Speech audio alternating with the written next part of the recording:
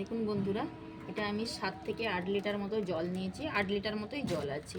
এতে আমি magnesium sulphate দিয়ে দিলাম 4 চামচ। এই আইসক্রিম চামচে 4 চামচ ম্যাগনেসিয়াম সালফেট দিলাম। আমি এটা উৎকর্ষের ব্যবহার করি।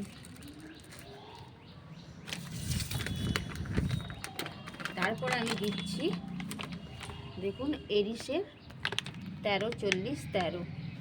এটা গাছকে খুব, আমাদের এই মার্চ মাস আসছে, গাছকে খুব হেলদি রাখতে সাহায্য করে। আর আমি সবসময় এই এরিসের মালটাই ব্যবহার করি। এতে আমি দিচ্ছি এই চামচের 1 চামচ। 1 চামচ মানে এটা 1 গ্রাম। এই চামচের আমি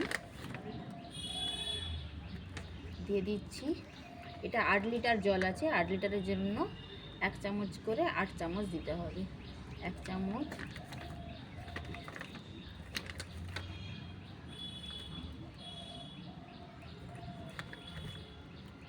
2 চামচ, 3 চামচ, 4 চামচ,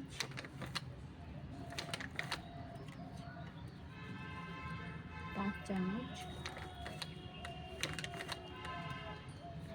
6 চামচ, 7 চামচ,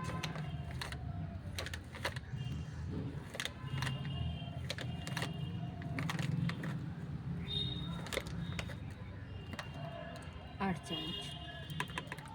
এবার এই খাবারটাকে আমি ভালো করে মিশিয়ে নিয়ে ভালো করে মেশাচ্ছি।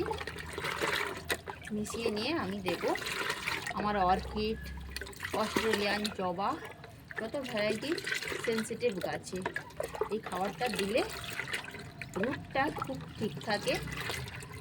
রুট ভালো থাকলেই আমাদের গাছ ভালো থাকে।